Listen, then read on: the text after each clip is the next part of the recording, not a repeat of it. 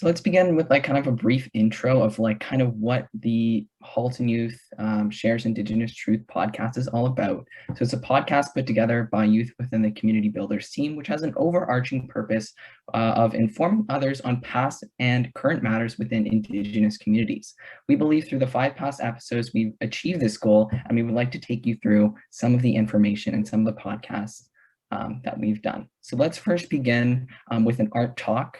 But here's kind of our highlighting of our work. So how we're going to take you through the presentation. We're going to start with some planning with from Hargoon. She's going to show you some of the art, and then we'll take you through some of the episodes. So hopefully you guys can enjoy. Let's begin with the art talk. All right, so before we started our podcast, we had to come up with a logo that would cover the general idea of what we were going for. So in our early discussions, we really wanted to target the fact that we wanted to learn more about the Indigenous community. And this, like all of this learning should be rooted in knowledge coming directly from the source. So that's why we wanted our logo to highlight this main idea. So the logo at the bottom, you can see there's a little book there, and that really shows the foundation of all of our work is rooted in learning. The mic in the front is just a symbol that it's a podcast. And the artwork in the background, the basic highlights of it, were inspired from the Indigenous Peoples of Canada's logo.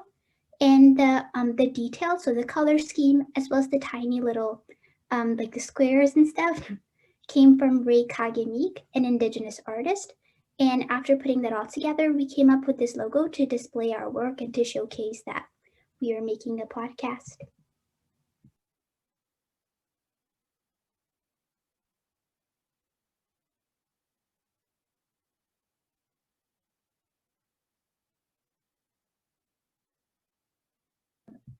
So is Warda in attendance today?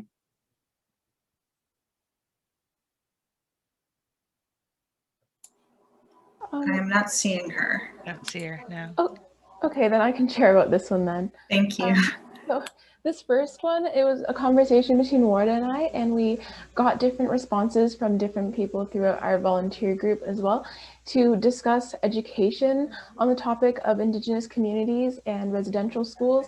So we ended up talking a lot about how teachings could improve and about how there are different levels of education within the different school boards. People are receiving different levels of knowledge, but we really think it should be something more focused on.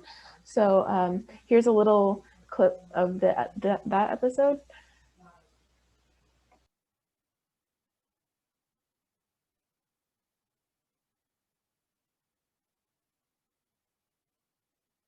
Wait, can you guys hear that? I'm sorry. I'll unmute myself and I'll play it again. Okay. Our education system isn't teaching us the things we need to know. Yeah, I feel like firsthand experience is just as important as learning it through books, maybe even more important. However, the education system just does not give importance to that aspect. It doesn't even just have to be books that we get given by the school. If we use books from these Indigenous voices as well, then it's combining that idea of getting someone who has firsthand experiences and has this perspective.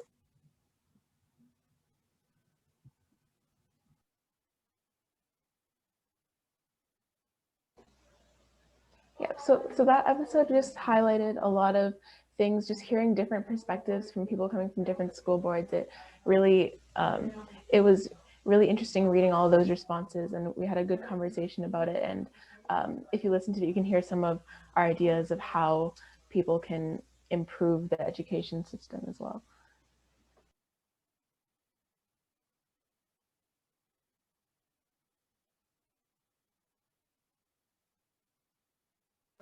Okay, so this is the second episode. We were talking with two of our volunteers, Kat and Nishida, and they were great guests to have on. And I was talking, it was Myra and I were hosting this episode, and we really just talked about truth and reconciliation and calls to action overall. So it was really good talking about how there are ways that we can all do everything all do something with even like the smallest things that can make a difference. So this episode was mainly to highlight that there are things on different scales that everyone can do. So there's some way that everybody can contribute. So we can go ahead and play a little clip of that one too. What do you guys hope that all of these projects are going to accomplish in the world? What do you guys think that it's going to bring out in not just the world, but like in our society, in Oakville, in Halton today? Well, I hope for these projects to just bring awareness and recognition for all the Indigenous people within our community, and to stand up for them and help them through their battle that they are having with all the difficulties that they face. So just to allow people to be aware and mindful of what they may be going through. So the takeaway from this episode is supposed to be that a lot of people can't, like everybody can take action, and it was just hopefully getting people to see that there are ways that they can do that as well, and it makes a big difference.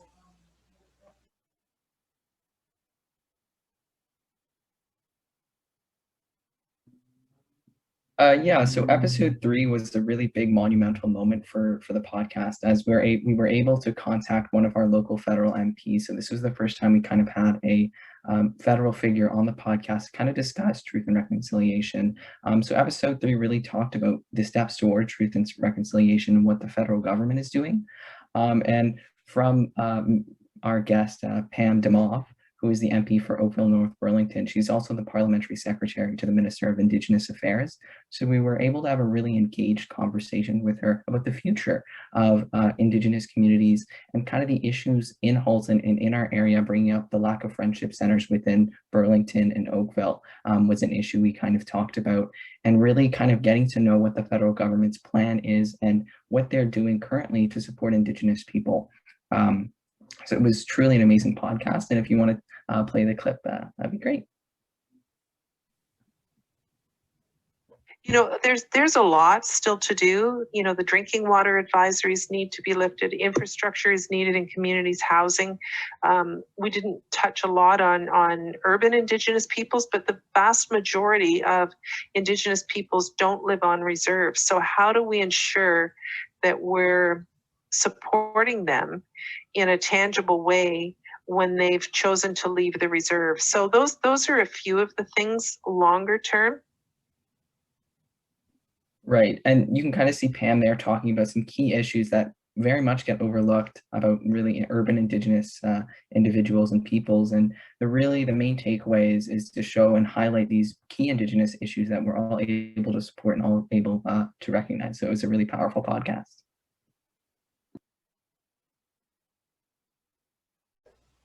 So in this episode, I spoke with 3 individuals from Halton Youth Initiative.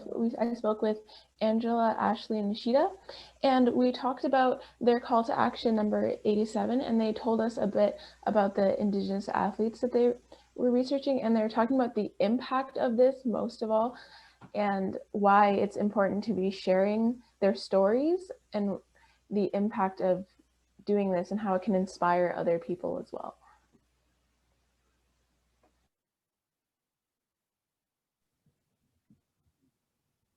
We were inspired to start this project because we wanted to spread encouragement to people who think that they aren't capable of doing something they love because of the background they originate from.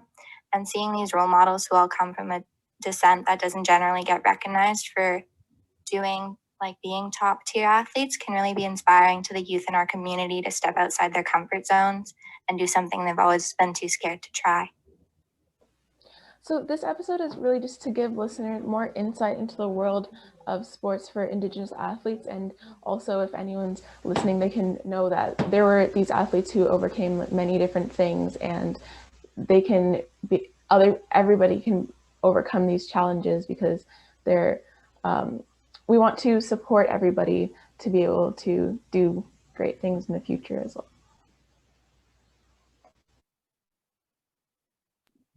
Yeah, so building off of episode 4, kind of about the opportunities for Indigenous people, we were able to speak to MP for Milton, Adam Van Couverton, which was a pretty big podcast too, likewise from Pam's, because Adam Van Couverton is not only a politician, but he also was an Olympic gold medalist. So we were able to kind of get that dynamic of how it was to see Indigenous athletes within competing and talking about systemic racism that they face, not only within the sport world, but also within the just the real world in Canada. So it was a great episode to kind of highlight his past of being an Olympic gold medalist, and that transition to politics, I think, was phenomenal. So if you want to play that clip, that'd be great.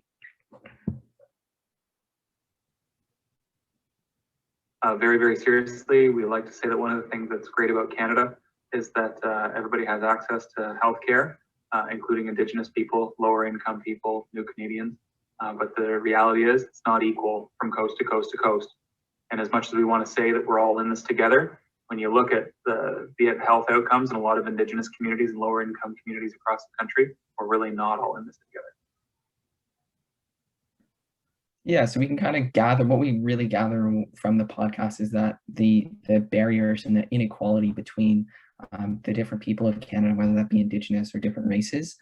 So it was a really great podcast to hear from a really local MP, and to learn more about what we need to do to change and to fight the systemic racism and systemic barriers that many people face.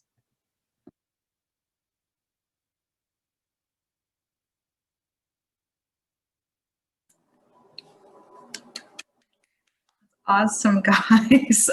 I'm speechless. I'm blown away. You guys have done such amazing work on the podcast team. Like, it's so professional. Oh, closing words from Stephen Hurley. Well, I wasn't going to say anything, but I did want to say two things. First of all, it's been an honor to work with these fine people. I did very little to put any of this together, but this presentation blew me away as well. Not only because of the content, but because this is the first time that I've actually seen some of these volunteers face to face. It's usually just a black frame on my screen. So it's good to see all of you. Good to hear how articulate and how well you spoke. And it's just been an honor for me to work with you. Thank you.